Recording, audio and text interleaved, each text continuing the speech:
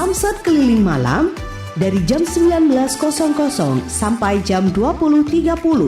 Hari Senin sampai hari Sabtu bertempat di alun-alun Arek Lancor. Informasi ini dipersembahkan oleh Badan Pendapatan Daerah UPT Pengelolaan Pendapatan Daerah Kabupaten Pamekasan. Terima kasih. Wassalamualaikum warahmatullahi wabarakatuh.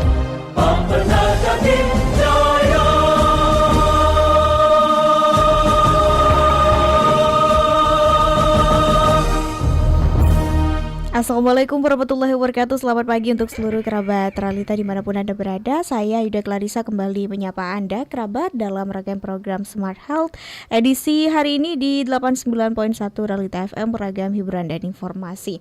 Di Selasa 26 Mei 2026, selamat pagi dan selamat menjalankan aktivitas bagi kerabat Realita dimanapun Anda berada. Ya, kerabat Realita, kita juga terus mengingatkan bagi Anda yang pada pagi hari ini bersama dengan kami untuk menanyakan ataupun menuliskan beberapa pertanyaan berkaitan dengan tema kita pada pagi hari ini, yakni di program Smart Health merupakan kerjasama dengan Rumah Sakit Umum Daerah Slamet Martodirjo Kabupaten Pamekasan. Selain itu, kerabat Realita juga bisa menyimak siaran kami selain di 89.1 Realita FM, juga di layanan TikTok dan YouTube kami di Realita Official. Dan kerabat Realita, kita perkenalkan tema kita pagi hari ini, Lansia Sehat dan Mandiri untuk Indonesia yang Berdaya, dalam rangka peringatan Hari Lanjut Usia Nasional atau HLUN ke-30 tahun 2026 yang mestinya ini dilaksanakan atau terjadi pada tanggal 29 Mei 2026 atau tepatnya hari Jumat. Dan bersama dengan Ayu di studio sudah ada Dr. Alvan Fatoni, spesialis penyakit dalam, merupakan dokter spesialis penyakit dalam dari Rumah Sakit Umum Daerah Slamet Martodirjo Kabupaten Pamekasan. Kita sapa dulu di studio pada pagi hari ini. Assalamualaikum, selamat pagi Dr. Alvan. Ya, waalaikumsalam warahmatullahi. Selamat pagi Mbak. Ya, bagaimana kabarnya hari ini Dok? Alhamdulillah baik. Ini kedua kalinya kita bertemu dalam program Smart Health dan kita punya tema tentang lansia sehat dan mandiri untuk Indonesia yang berdaya. Ya, lansia itu singkatan dari manusia lanjut usia ya Dok. Nah, kalau kita bicara tentang lansia itu biasanya selalu identik dengan tubuh yang sudah mulai menua begitu, dan banyak kondisi-kondisi di mana kadang lansia-lansia ini punya penyakit-penyakit tertentu yang kemudian juga mereka ini juga harus tetap diajak untuk hidup dengan sehat dan tetap harus berdikari begitu supaya mereka tetap memiliki kualitas hidup yang baik begitu. Nah, dokter, kita mulai dari definisi lansia terlebih dahulu. Apa sih sebenarnya lansia? Dari range umur berapa yang sudah bisa dikatakan bahwa manusia sudah terkategori lansia? Silakan dokter. Ya, jadi lansia itu untuk kategori umurnya bisa berbeda-beda ya Mbak ya. Ada yang menyebutkan di atas 60 tahun, ada yang di atas 65 tahun, atau bahkan ada yang di atas 70 tahun kayak gitu. Tapi kalau di atas 60 tahun, jadi tidak semua lansia itu dikategorikan bermasalah atau punya penyakit ya. Ada namanya istilahnya pasien geriatri, di mana pasien geriatri ini adalah pasien yang sudah berusia di atas 60 tahun, minimal memiliki 2 penyakit atau lebih. Jadi ada kondisi kompleksnya Mbak. Nah, kalau misalkan pasien tersebut misalkan sudah umur 70 tahun nih, tapi cuma punya 1 penyakit aja, misalkan kayak pengempuran tulang atau osteoporosis tadi, atau misalkan hanya kencing manis, itu juga sudah bisa disebut dengan pasien geriatri. Tapi kalau untuk lansia sendiri, manusia yang sudah di atas usia 60 tahun sudah dimasuk dalam kategori lansia. Oke. Nah, apa kemudian lansia-lansia ini memang selalu disertai dengan penyakit-penyakit, Dok? Ya, jadi kalau berdasarkan data dari survei kependudukan ya, lansia di Indonesia sendiri itu populasinya untuk sekarang di tahun 2023 itu mencapai lebih dari 29 juta jiwa. Nah, ketika disurvei lebih detail lagi, ada nggak lansia yang kira-kira dia itu bisa mandiri, atau artinya masih bisa mencari pekerjaan, atau mungkin masih bisa hidup aktivitas sehari-hari, atau bahkan dengan ketergantungan, 90%-nya itu masih bisa beraktivitas mandiri, Mbak. Jadi dalam artian bahwa pasien tersebut atau kategori lansia tersebut masih bekerja aktif, masih mencari nafkah sendiri, kemudian masih berolahraga dan lain sebagainya.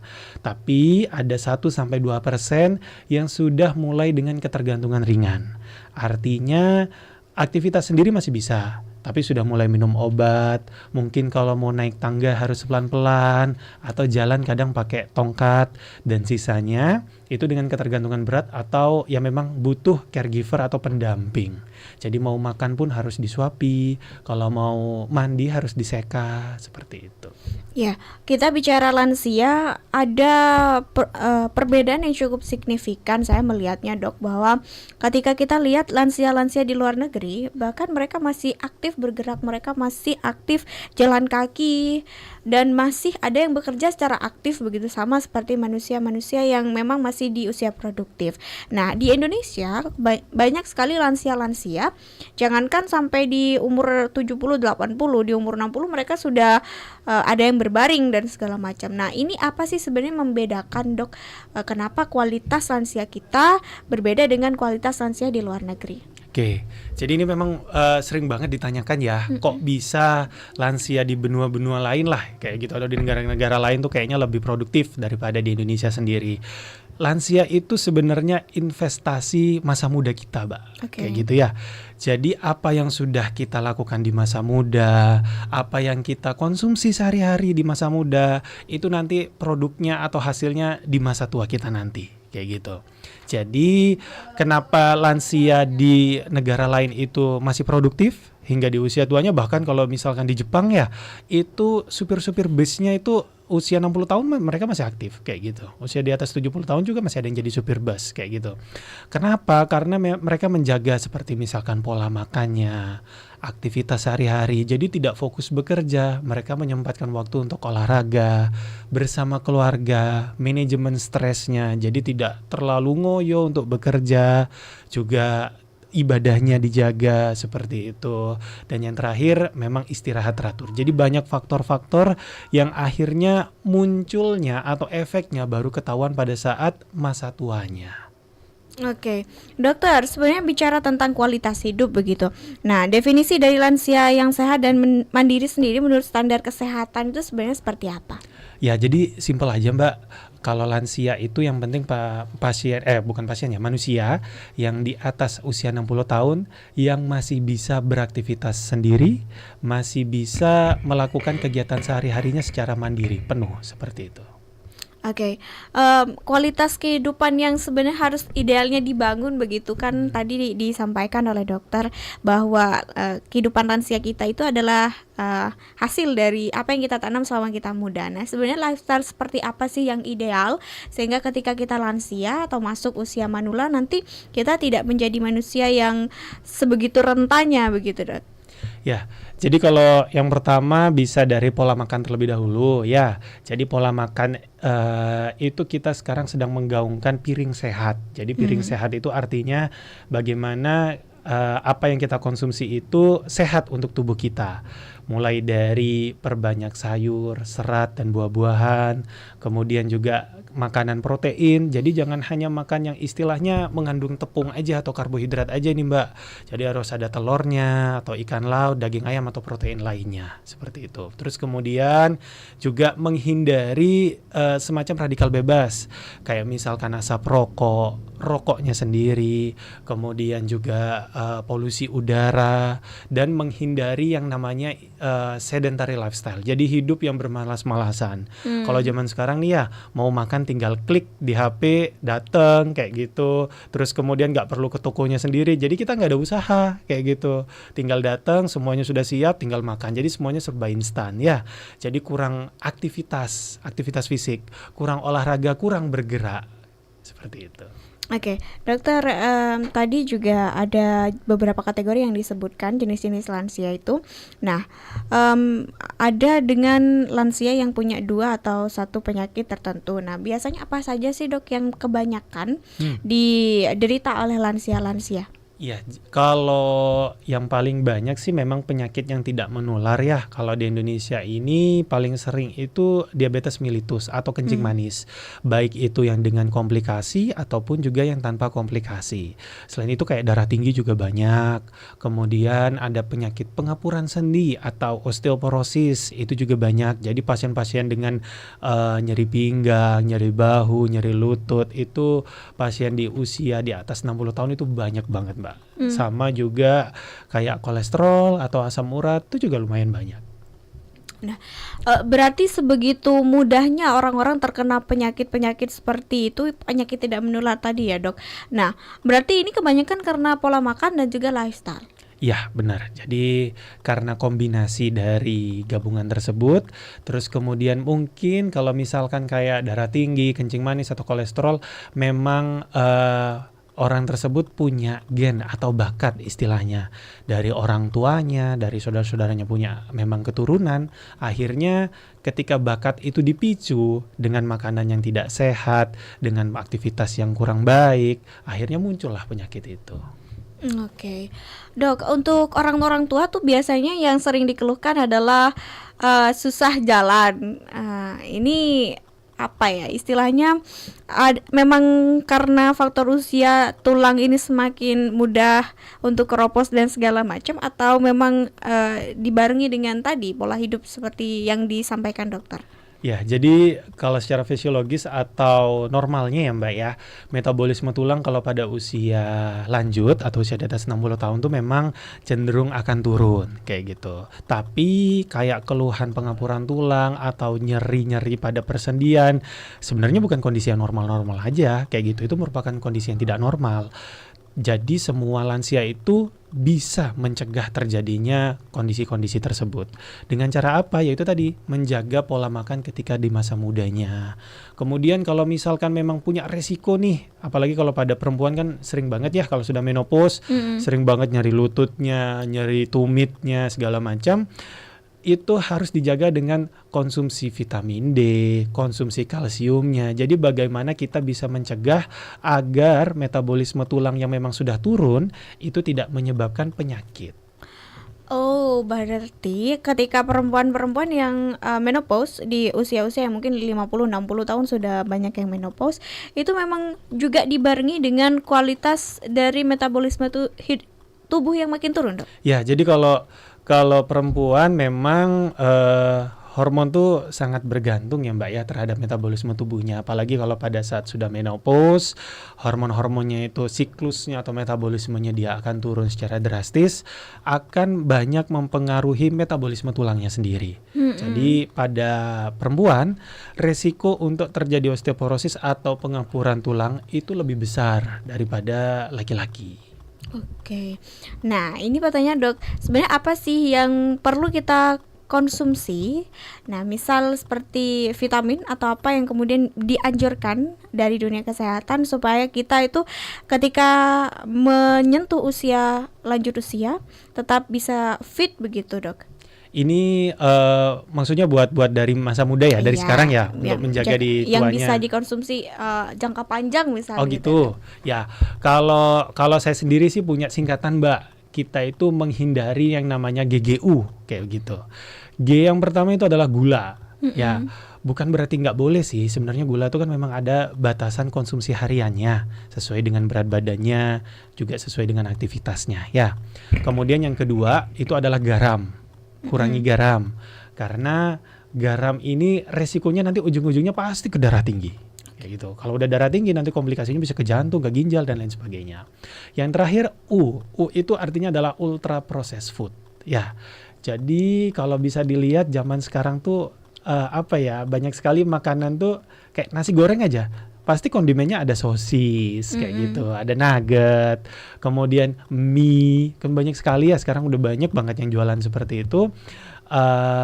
Kalau bisa kita hindari, insya Allah nanti di masa tua risiko-risiko penyakit seperti itu bisa kita hindari juga kayak gitu. Nah, kalau untuk perbanyak makanannya, yaitu tadi seperti misalkan protein. Jadi yang paling utama harus kita tingkatkan adalah real food. Real food dalam artiannya memang makanan yang tidak diproses secara ultra kayak gitu. Seperti misalkan protein dari tempe, tahu, kemudian daging ayam, ikan laut, terus kemudian Telur. perbanyak, ya bisa, kemudian juga perbanyak sayur, buah-buahan. Kenapa? Karena sayur dan buah-buahan itu merupakan antioksidan alami, fungsinya adalah untuk menangkal radikal bebas itu tadi. Oke, Dok, boleh nggak sih sebenarnya ini saya ambil contoh saya sendiri. Saya itu rajin mengonsumsi vitamin D sama kalsium dan itu hampir tiap hari. Ya memang ada perbedaan saya rasanya begitu. Nah, di tubuh. Nah, ini sebenarnya boleh tidak untuk jangka panjang? Ya, jadi kalau untuk konsumsi itu sih boleh-boleh aja sih Mbak, kayak gitu. Karena berdasarkan data lagi nih dari survei kesehatan di Indonesia, banyak loh ternyata orang-orang di Indonesia ini yang kekurangan vitamin D. Padahal kalau dari dulu kan kita taunya vitamin D itu dapatnya dari sinar matahari ya. Tapi kenapa kok ternyata banyak pasien-pasien atau orang-orang itu yang terkena insufisiensi atau kekurangan vitamin D. Jadi disuplai atau diberikan dari suplemen vitamin yang langsung masuk setiap paginya itu tidak masalah. Jadi tidak harus pakai sinar matahari dan lain sebagainya. Apalagi kan kalau sekarang resiko dari sinar matahari itu bisa macam-macam juga kayak gitu penyakitnya. Apalagi kalau berjemurnya kesiangan. Jadi kalau misalkan ada orang yang mau dia untuk konsumsi vitamin D, kalsium ataupun juga magnesium itu sangat baik. Nah, penggunaannya Dok, apa memang ada aturan tertentu, entah misal vitamin D itu harus dibarengi dengan konsumsi ini supaya mudah penyerapannya begitu. Saya pernah baca-baca. Ya, gitu. betul. Jadi ada vitamin yang istilahnya larut dalam lemak, ada vitamin yang dengan air. Jadi ada yang water soluble atau air, ada yang fat soluble atau yang dengan lemak. Kalau yang lemak itu singkatannya vitamin AD, ADEK. Jadi vitamin A, D, E, K itu baiknya dikonsumsi setelah kita makan, ya makan biasa kayak gitu kan. Kalau makan pasti ada lauknya kayak gitu ya Mbak ya. Itu kan di lauk itu pasti ada protein, ada lemaknya. Nah, setelah makan makanan yang berlemak, yang ada kandungan lemaknya itu boleh konsumsi vitamin tadi. Vitamin A, D, E, sama K. Oke, nah kita ke pola hidup juga nih Dok. Nah, di sekitaran Pendopo sini tiap hari itu pasti ada saja orang-orang yang berjalan kaki. Nah, kita kalau bicara tentang olahraganya lansia, sebenarnya boleh tidak berolahraga. Nah, olahraga seperti apa dan boleh tidak kalau berjalan kaki saja? Oke.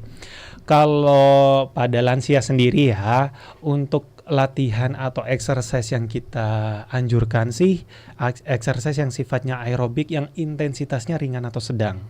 Jadi dalam artian ketika dia melakukan aktivitas tersebut, misalkan seperti jalan pagi, senam lansia, kemudian mungkin bersepeda statis atau juga jogging ringan, itu lansia tersebut masih bisa ngobrol satu sama lain. Jadi nafas masih bisa diatur, tidak ngos-ngosan, tidak merasa sakit di persendiannya. Jadi ketika masih bisa melakukan aktivitas rutin biasa kayak ngobrol dan juga jalan tidak ada nyeri sama sekali, itu termasuk dengan yang intensitas ringan atau sedang.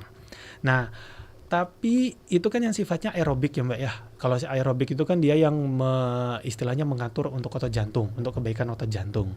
Tapi jangan lupa kalau misalkan lansia itu ada risiko terjadi sarkopeni. Sarkopeni itu adalah penyakit ketika otot-otot itu hilang Mbak, kayak gitu. Jadi kalau ada lansia ketemu kurus, kering, tinggal tulangnya, nggak mau makan segala macam, itu termasuk dalam sarkopenia. Karena semakin otot itu hilang di dalam tubuh, resiko diabetes akan semakin meningkat. Nah, cara untuk memperbesar massa otot sendiri itu dengan latihan gym, kayak begitu, dengan latihan penguatan otot. Kalau pada lansia kan nggak mungkin ya kita suruh ke gym, kita suruh bench press ataupun tindakan lainnya. Yang paling gampang, ambil botol nih 1,5 liter, diisi air penuh. Itu kan beratnya udah 1,5 liter tuh. Nah, habis itu digerakkan, kayak gerakan-gerakan menekuk tangan. Kemudian dengan cara duduk dan berdiri, kayak begitu. Jadi duduk di kursi, kemudian berdiri, duduk lagi terus, mengulang seperti itu. Jadi kayak squat tapi yang lebih dimudahkan lah, kayak gitu. Nah, tujuannya apa? Untuk penguatan otot. Jadi latihan aerobik itu perlu, latihan strengthening atau penguatan otot itu juga perlu. Kalau misal kayak jalan kaki ringan itu tiap pagi boleh gak sih Dok? Boleh, nggak masalah. Nah, Itu kan zaman dulu ya. Kalau zaman dulu itu memang lansia tuh apa? Jalan kaki, senam-senam ringan kayak gitu. Tapi semakin berkembangnya ilmu kedokteran, juga disarankan latihan strengthening. Jadi jangan cuma hanya mengandalkan latihan yang kayak jalan kaki, sepeda ataupun senam. Jadi angkat beban ringan, bukan jalan, squat yang itu tadi, dari duduk ke berdiri itu harus tetap dilakukan. Jadi otot paha, otot betis, otot lengan itu harus dilatih. Oke, nah dok, kenapa ketika lansia kemungkinan kita untuk terjadinya komplikasi berbagai penyakit itu lebih tinggi? Ya, kalau pada lansia itu memang secara normalnya metabolisme tubuh akan turun. Jadi memang rentan atau resiko terkena penyakit itu akan lebih tinggi. Sama juga dipengaruhi yaitu tadi dari masa mudanya seperti apa dulu nih faktor resikonya. Kalau misalkan memang dianya perokok, kemudian juga malas melakukan aktivitas fisik, makan cuma ya semaunya dia kayak begitu, resiko untuk terkena penyakit-penyakit tadi akan lebih tinggi. Nah, banyak kan perokok yang sebenarnya sampai usianya juga tua tapi mereka sehat-sehat aja. Ini kadang menjadi mereka tuh nggak, kok saya ngerokok sehat-sehat saja begitu. Iya, Tidak memang. seperti yang kemudian selama ini dijadikan Betul, yang digaungkan kampanyenya lah ya, betul. untuk menghindari rokok dan asap rokok. Nah, ini seperti apa dok dari Iya. dunia medis? Ya, memang pro dan kontra sih Mbak kayak gitu. Tapi kita tidak boleh hanya mengambil istilahnya aja atau misalkan persepsinya aja. Saya merokok sehat kayak begitu. Ya dilihat perbandingannya.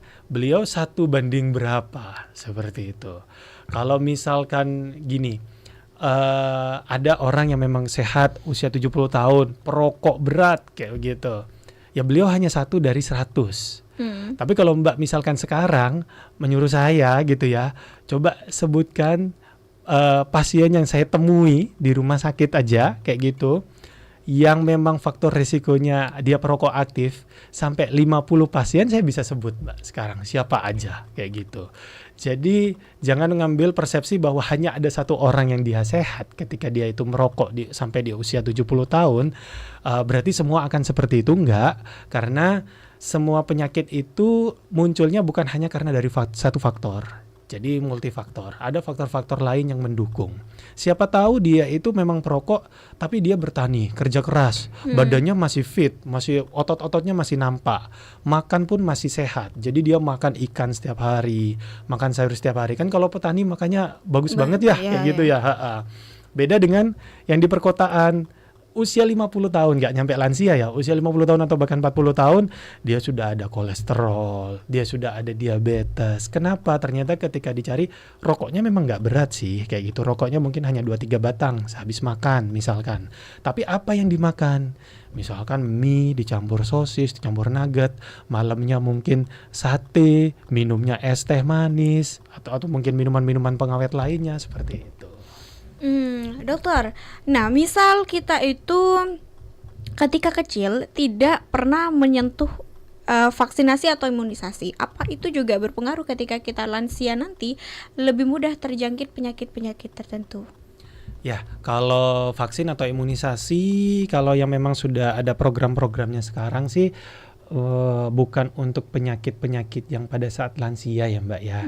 Kan banyaknya itu kayak vaksin polio, vaksin BCG atau hepatitis seperti itu. Jadi penyakit-penyakit yang memang rentan akan dialami pada saat usia mungkin balita atau mungkin pada saat usia remaja atau bahkan dewasa muda kayak gitu. Kalau untuk yang lansia karena memang mayoritas dia itu penyakitnya penyakit yang tidak menular atau penyakit yang memang tidak menggunakan vaksin kayak gitu, jadi gak ada hubungan secara langsung kok.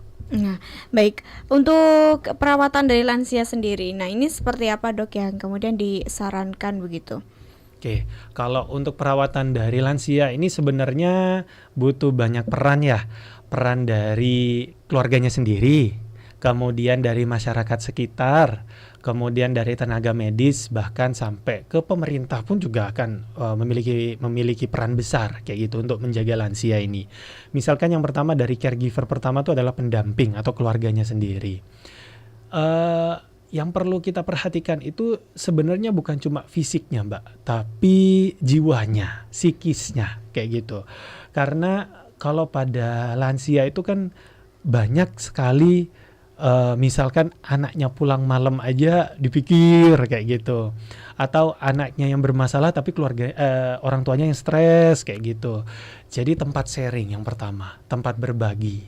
Jangan sampai lansia itu merasa bahwa semua masalah ini harus dia yang menyelesaikan, harus dia yang memikirkan, mencari solusinya seperti itu ya. Jadi kalau lansia ini kadang kalau punya masalah sedikit gak mau cerita sama yang lain.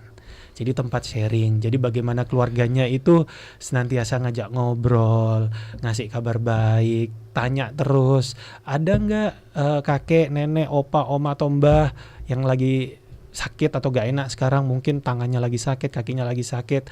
Hal-hal sesimpel itu, perhatian sekecil itu yang membuat lansia itu merasa bahwa loh aku ini masih diperhatikan, aku ini masih disayang sama keluargaku, berarti aku harus sehat. Rasa kayak gitu aja itu udah berperan besar buat kesehatan lansia. Terus kemudian kalau mungkin yang punya lansia di rumah yang udah susah jalan, harus pakai tongkat. Jadi kalau bisa kamarnya lansia ini, kalau kamarnya kakek nenek ini didekatkan dengan kamar mandi. Jadi kalau mau jalan nggak terlalu jauh. Kalau bisa menggunakan pegangan di tembok-temboknya, di dinding-dindingnya. Jadi kalau mau jalan, lansia tersebut atau si kakek nenek ini berpegangan kayak gitu, menghindari lantai-lantai yang licin. Terus kemudian makan dan minumnya tolong dijaga. Kalau misalkan memang masih bisa jalan nih, masih bisa ke dapur atau kurang makan, usahakan jangan makan di kasur ya. Jadi makan tetap harus diajak bareng ke ruang makan. Makan diberikan makanan-makanan yang sehat, minuman-minuman yang sehat. Jadi kita tetap istilahnya memberdayakan lansia lah istilahnya ya.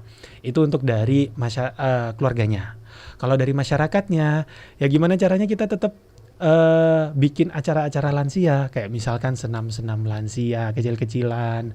Kalau di puskesmas tuh kan ada istilahnya program posyandu lansia, ada prolanis, program lanjut usia juga.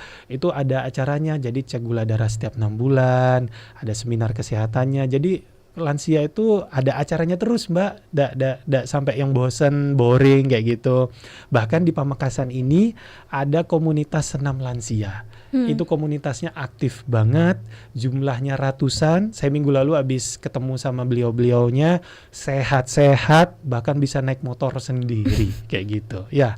Kemudian itu kalau dari masyarakat. Kemudian kalau dari nakesnya, kalau dari nakes atau tenaga kesehatan itu adalah gimana caranya kita membuat fasilitas kesehatan ini ramah lansia. Nah, kalau di rumah sakit sendiri, di rumah sakit di RSUD Smart itu sekarang sedang mengembangkan yang namanya poliklinik geriatri. Sebenarnya dulu sempat ada, cuma gara-gara masalah pandemi, ada COVID, jadi sempat tutup. Sekarang mau kita aktifkan kembali, itu namanya poliklinik geriatri. Jadi poliklinik khusus dengan pasien-pasien lansia di atas usia 60 tahun dengan beberapa penyakit. Apa bedanya? Jadi semua dokternya yang akan ke situ. Jadi gak harus pindah-pindah tempat untuk periksa, petugas labnya akan datang. Kalau misalkan butuh fisioterapinya yang akan datang.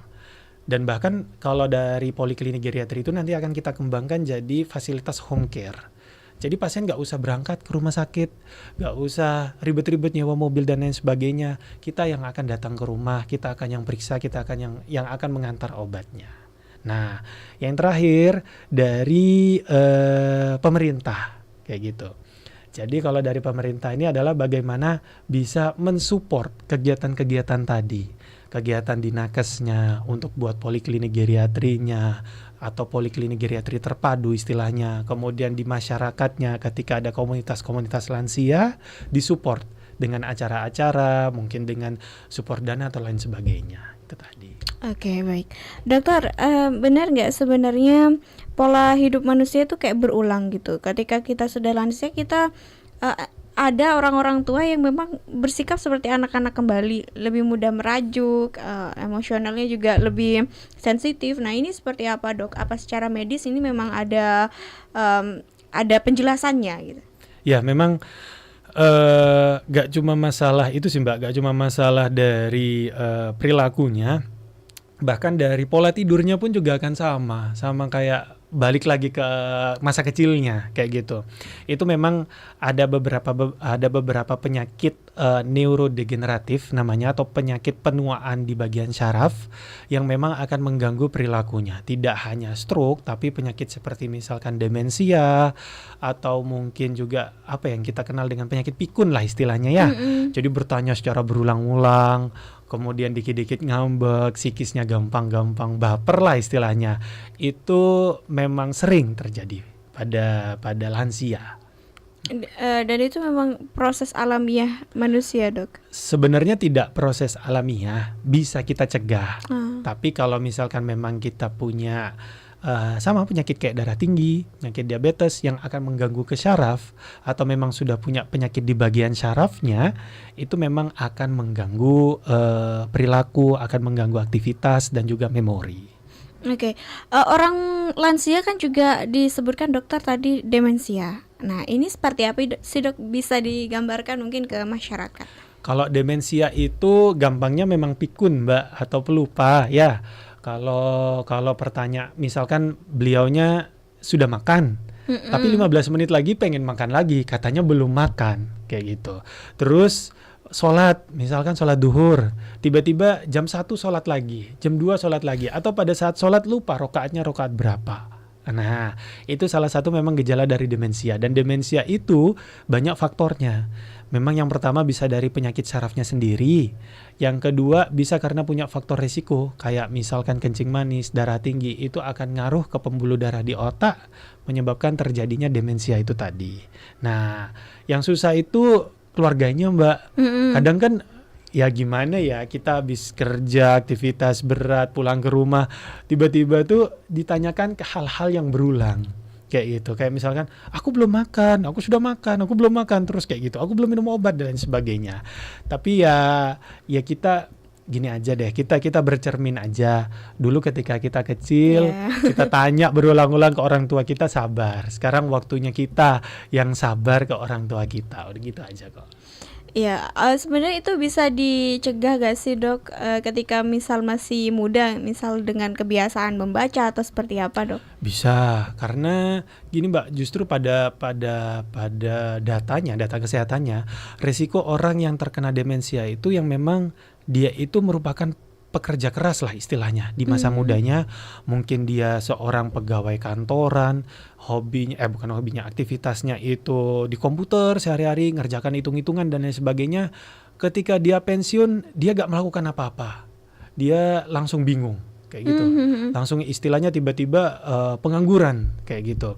Nah, justru itu yang memiliki resiko besar terjadinya demensia itu tadi. Nah, kalau misalkan untuk mencegah demensianya, kita kasih aktivitas minimal apa? Kalau misalkan memang ibu-ibu yang dulunya PNS terus pensiun, ya suruh masak, suruh belajar masak. Kalau nggak mau belajar masak, suruh ikut pengajian. Nggak mau ikut pengajian di masjid atau di rumah-rumah yang keliling-keliling itu, ya di TV, suruh dengerin TV kayak gitu, suruh nonton TV. Kemudian kalau misalkan punya hobi olahraga, suruh lanjutkan. Kalau misalkan masih belum punya apa-apa lagi, minimal bertanam, suruh nyiram-nyiram tanaman kayak gitu. Jadi kan ketemu dengan orang, ada interaksi, kemudian juga ada aktivitas fisik sama hal-hal yang harus dilakukan rutin setiap hari. Itu mencegah agar tidak terjadi pikun atau demensia itu tadi. Oh, itu jadi alasan kenapa kita melihat bahwa semakin tua kadang orang semakin aktif, banyak aktivitasnya. Iya, betul. Oke, dokter, ini saya juga penasaran, bagaimana sebenarnya perawatan yang ideal untuk lansia-lansia yang mereka itu sudah tidak bisa beraktivitas alias mereka hanya berbaring di tempat tidur. Katakanlah misal mereka jatuh, terus pemulihan lansia untuk kemudian bisa jalan lagi itu kan memang agak susah, bahkan ada yang sudah tidak bisa berjalan lagi. Nah, ini sebenarnya seperti apa supaya tidak yang sering luka di belakang luka dekubitus namanya. Ya itu gimana sih, Dok? Jadi kalau misalkan memang yang bed rest total, biasanya kan paling sering pada pasien dengan stroke kayak gitu ya, jadi susah bergerak gitu, Mbak. Kalau mau ideal sih, kalau ideal itu Kasurnya yang pertama, Mbak. Kasurnya harus diganti. Ada namanya kasur dekubitus. Itu kasur dekubitus tuh dia bisa mengatur tekanannya sendiri. Kalau misalkan suatu saat dia ada yang kempes di satu sisinya ngembang kayak gitu. Jadi untuk menjaga tekanan di bagian bawah agar peredaran darah tetap normal. Nah, terus kemudian kalau nggak punya kasur dekubitus, mungkin nggak bisa belinya dengan bantuan dari caregiver atau pendamping keluarganya itu tadi. Dengan cara minimal setiap 2 jam dimiringkan ke kanan, ke kiri, jadi tidak berbaring terus. Kalau berbaring terus kan resiko lembab, keringat gak keluar kayak gitu, terus kemudian peredaran darah jadi gak lancar, makanya resiko infeksi jadi tinggi. Nah kemudian jangan hanya dibaringkan, usaha tetap untuk minimal setengah duduk. Minimal duduk kan bisa diganjal bantal kayak begitu ya. Terus kemudian bantuan lagi dari caregivernya, lengan-lengannya, tangan-tangan, kaki-kakinya dibantu ditekuk, diangkat, diluruskan terus seperti itu. Kemudian ketika diseka terus diperhatikan, dilihat apakah memang ada gak harus luka, minimal kemerahan kayak begitu. Kalau sudah ada ruam-ruam kemerahan perlu hati-hati, artinya sudah mulai ada iritasi atau bakat-bakat infeksi. Nah itu bisa dicegah di rumah kok. Oke, itu juga si dekubitus itu tadi dok, itu juga karena pemakaian popok yang terlalu lama atau seperti apa dok? Bisa, kalau pemakaian popok yang terlalu lama itu ujung-ujungnya nanti ke diaper rash atau misalkan ruam di selangkangan biasanya ya Mbak ya, kalau pada bayi. Kalau pada lansia itu bisa pada bagian bokongnya yang akhirnya iritasi. Awalnya iritasi kemerahan dulu, tidak ditangani dengan tepat, dia tetap lembab kondisinya, kemudian gatal-gatal tapi si lansia itu tidak bisa bilang, tidak bisa menggaruk juga karena memang kesusahan, akhirnya muncullah infeksi itu tadi. Oke, dokter, kita masih akan jawab beberapa pertanyaan nih yang berhasil masuk ke redaksi YouTube kami. Jangan kemana-mana, Kerabat Realita tetap setia di 89.1 Realita FM, beragam hiburan dan informasi.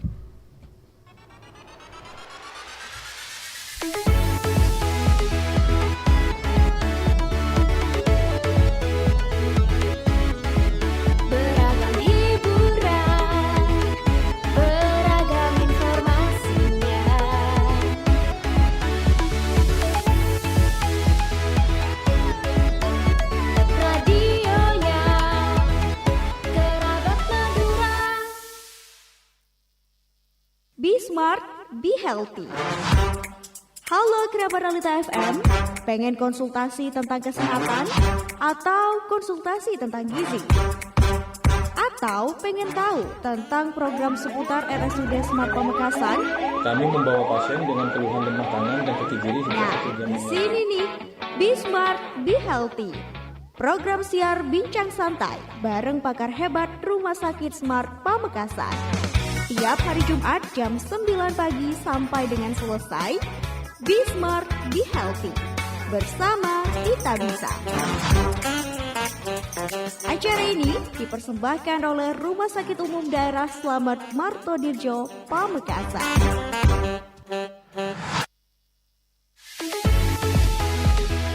89,1 Realita FM Pamekasan.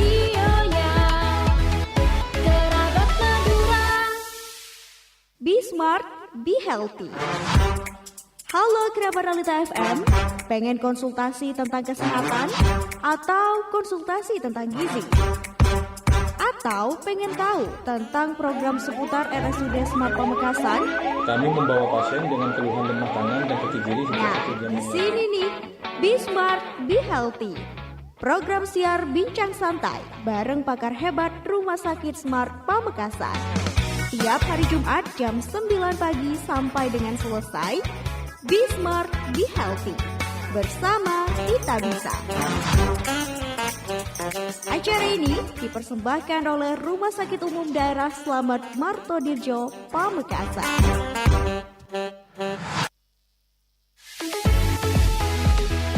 89,1 Realita FM Pamekasan.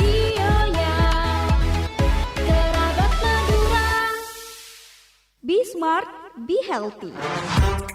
Halo kerabat Realita FM, Pengen konsultasi tentang kesehatan? Atau konsultasi tentang gizi? Atau pengen tahu tentang program seputar RSUD Smart Pamekasan? Kami membawa pasien dengan keluhan lemah tangan dan kaki kiri sejak Nah, 1 jam di yang sini nih, Be Smart, Be Healthy. Program siar bincang santai bareng pakar hebat Rumah Sakit Smart Pamekasan. Tiap hari Jumat jam 9 pagi sampai dengan selesai. Be Smart, Be Healthy. Bersama kita bisa. Acara ini dipersembahkan oleh Rumah Sakit Umum Daerah Slamet Martodirjo, Pamekasan.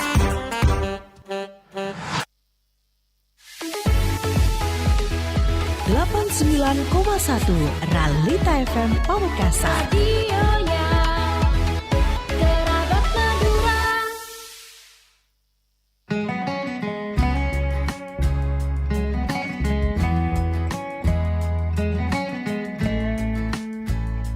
Aduh dek, kok wajahmu sekarang bersih banget ya? Mana glowingnya pas, tapi gak berlebihan. Loh mas, ini kan gara-gara setelah aku rutin perawatan di Benings Klinik Pamekasan. Klinik kecantikan Benings yang punya dokter Oki Pratama itu, emang cukup gitu dek? Dengan uang bulanan yang aku kasih? Eits, jangan salah mas. Di Benings Klinik Pamekasan itu harganya terjangkau banget. Tapi kualitasnya tetap nomor 1. Selain dokternya yang profesional dan ramah, alatnya juga yang tercanggih di Indonesia. Untuk hasilnya bisa dilihat langsung nih. Nyata kan? Bener-bener mantep dah, jadi makin sayang.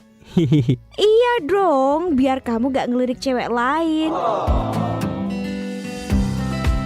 Wujudkan wajah impianmu sekarang.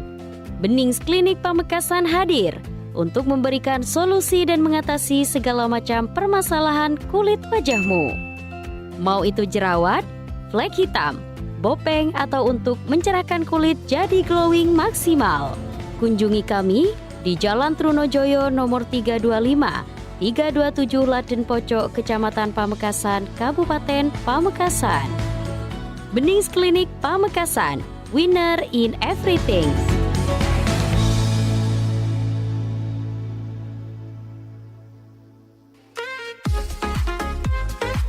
Hai Taretan Sateja, jangan biarkan demam berdarah dengue merusak hari-harimu. Saya, Anda, dan kita semua bisa mencegah mulai dari rumah, sekolah, dan tempat kerja dengan melakukan pemberantasan sarang nyamuk.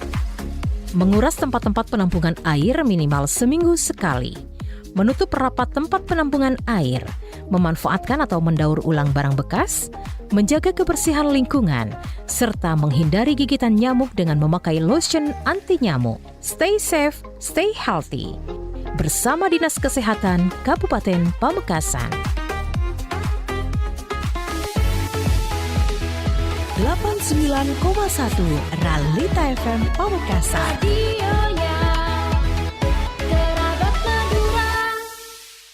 Be smart, be healthy.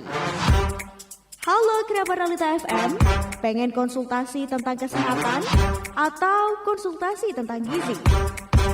Atau pengen tahu tentang program seputar RSUD Smart Pamekasan?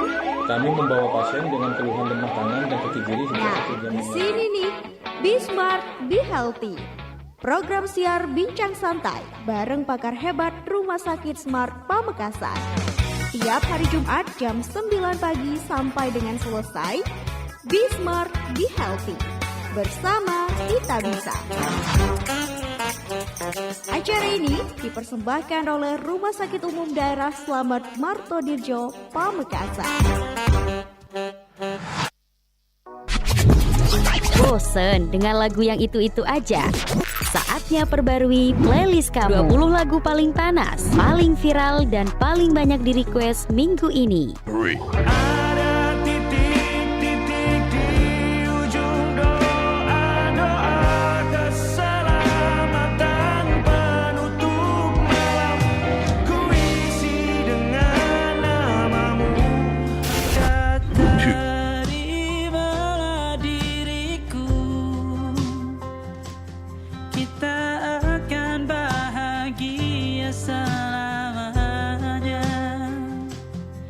Berjalan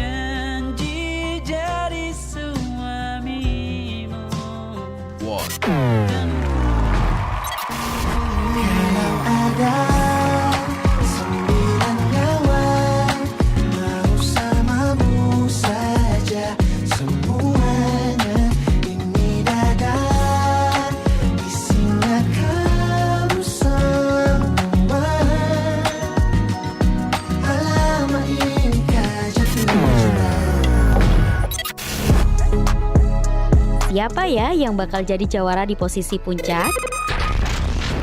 Inilah 20 tangga lagu terbaik Ralita FM. Setiap Sabtu dan Minggu hanya di Radio Ralita FM.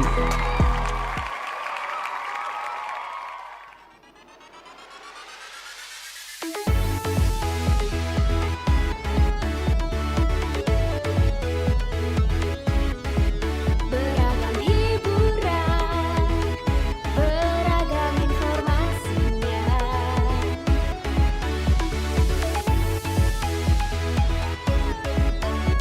Radionya Kerabat Madura.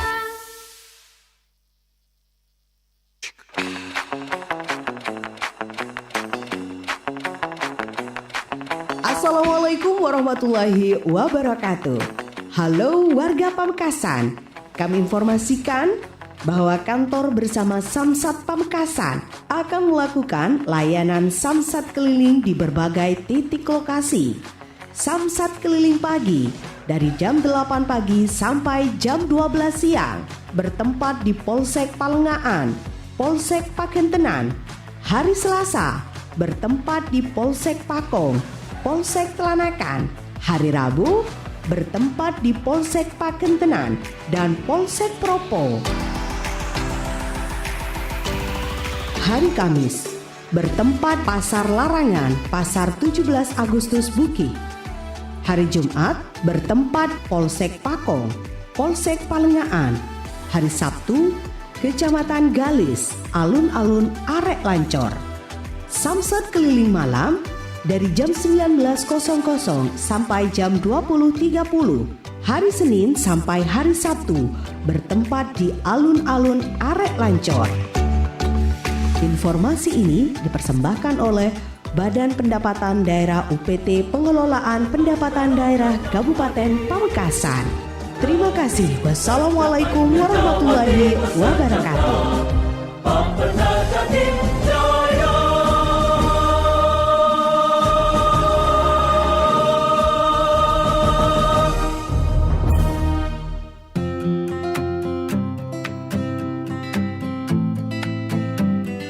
Seringkali cinta ditemukan dalam detail-detail kecil. Tatapan mata yang haru, jemari yang bertaut, hingga suasana ruangan yang menyambut hangat tamu tercinta. Di hari istimewamu, biarkan kami yang merawat detail untukmu. Dari rias yang membuatmu merasa paling percaya diri, hingga dekorasi yang mengubah mimpi masa kecilmu menjadi nyata.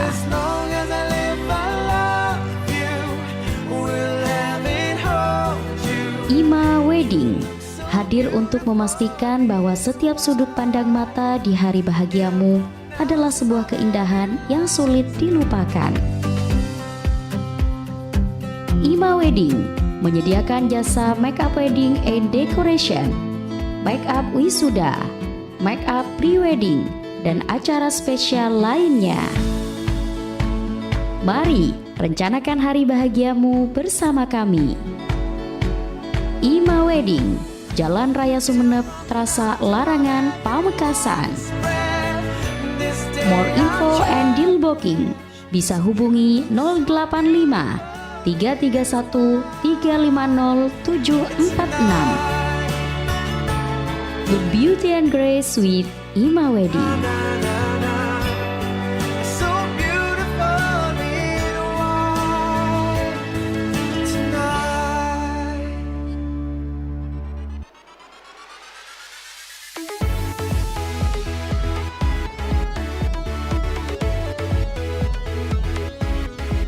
Beragam hiburan, beragam informasinya.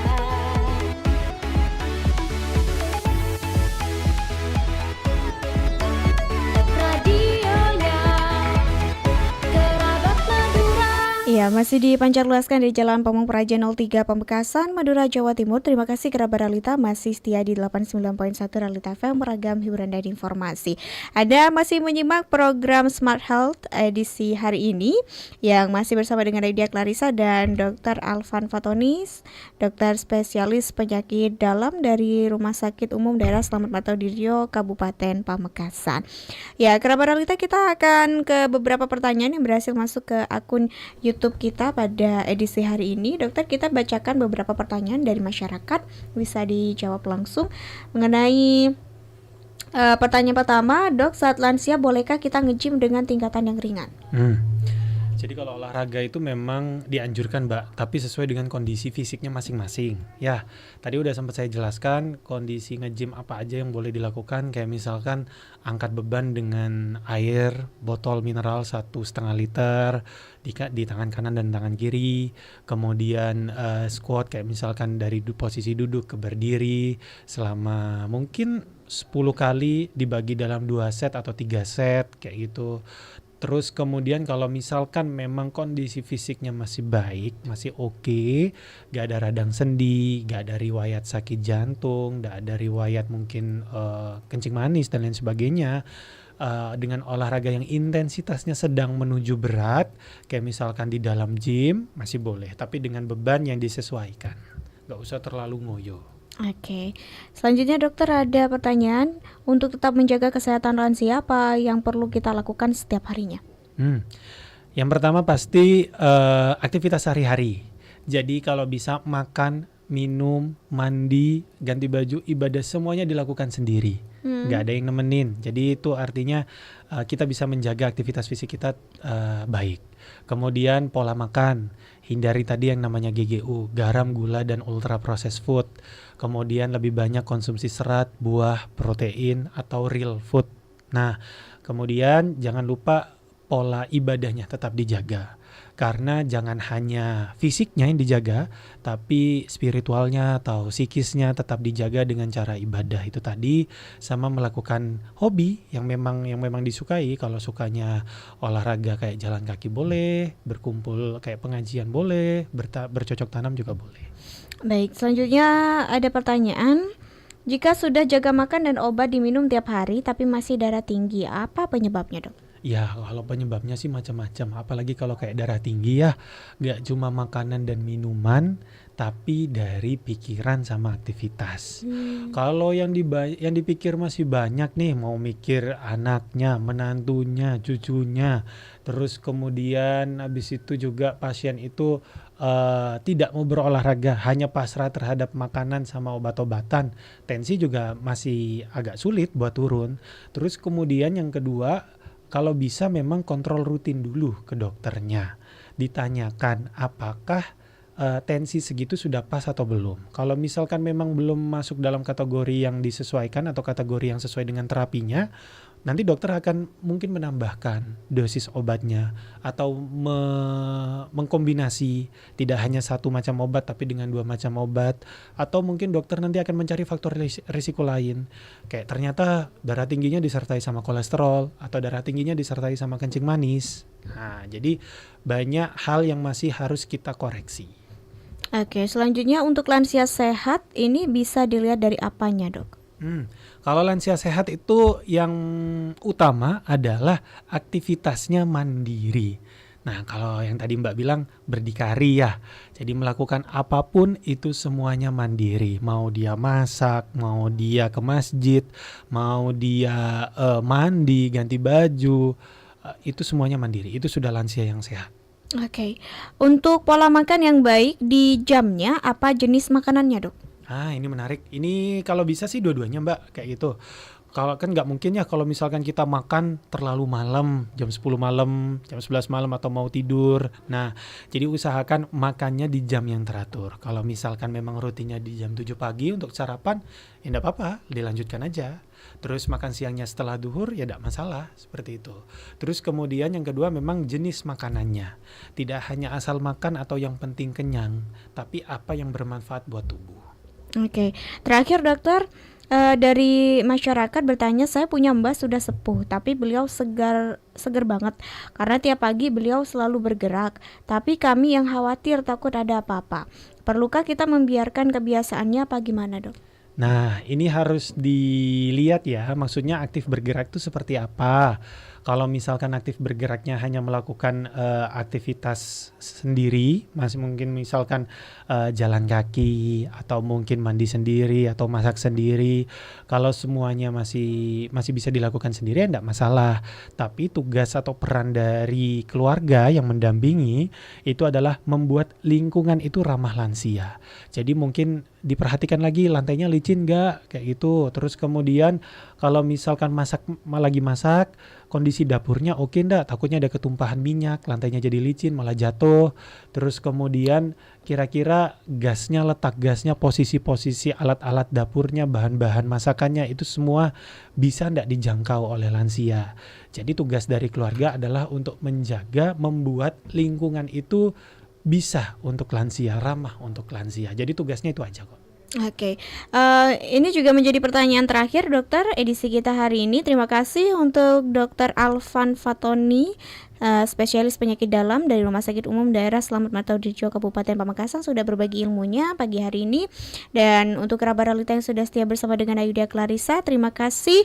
Dan kita juga harus mengakhiri kebersamaan kita edisi hari ini. Saya Ayuda Clarissa pamit undur diri. Stay healthy dan keep positif. Wassalamualaikum warahmatullahi wabarakatuh. Be smart, be healthy. Halo kerabat Realita FM, pengen konsultasi tentang kesehatan atau konsultasi tentang gizi? Atau pengen tahu tentang program seputar RSUD Smart Pamekasan? Kami membawa pasien dengan keluhan lemah tangan dan kaki kiri hingga Nah, 1 jam di lamanya. sini nih, Be Smart, Be Healthy. Program siar bincang santai bareng pakar hebat Rumah Sakit Smart Pamekasan.